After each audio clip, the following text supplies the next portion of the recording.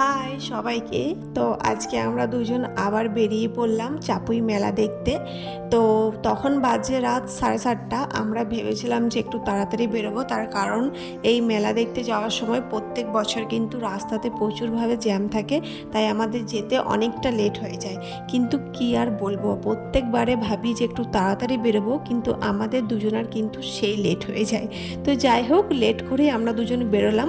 তো আস্তে আস্তে মন্দিরে পৌঁছে গেলাম। আর এই বছর কিন্তু এতটাও ভিড় ছিল না রাস্তায়, তাই তাড়াতাড়ির মধ্যে আমরা পৌঁছে গেছিলাম।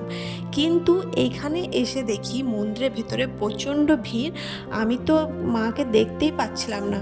তো প্রথমে ভাবলাম যে আমি একটা ভিডিও করব, তোমাদের সাথে শেয়ার করব, কিন্তু এত ভিড়ের কারণে ভিডিও তো হলো না। লাস্টে এক দাদা আমার ফোনটা নিয়ে মায়ের একটা ফটো তুলে দেয়, তো সেটাই তোমাদের সাথে আমরা শেয়ার করলাম।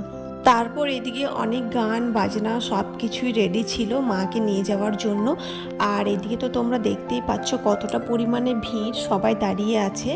আমরাও মন্দিরের ভেতরে কোনোরকমভাবে ঢুকেছিলাম। তো অনেকক্ষণ মন্দিরে থাকার পর আমরা চলে এলাম একটু মেলার দিকে। তো মেলাতে আমরা বেশ ঘুরেছিলাম, কারণ মেলা ছিল একটু ফাঁকা। তার কারণ মন্দিরে অনেক বেশি ভিড় ছিল, তাই মেলাটা একটু ফাঁকা ছিল। তো আমরা ফাঁকাতে বেশ ভালোই মেলা ঘুরেছি।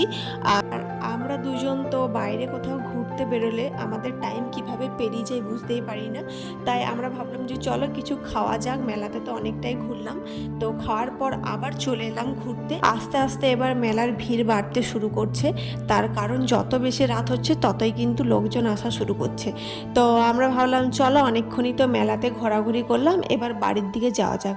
আমরা বাইরে কোথাও বেরোলে আমাদের টাইম খুব তাড়াতাড়ি পেরিয়ে যায়, বুঝতেই পারি না কীভাবে এত তাড়াতাড়ি সময়টা পেরিয়ে গেল। তো চলো আজকে একটা ছোট্ট ভিডিও তোমাদের সাথে শেয়ার করলাম। ভিডিওটা কেমন লাগলো কমেন্টে অবশ্যই জানিও। তো চলো আজকের মতন সবাইকে টাটা।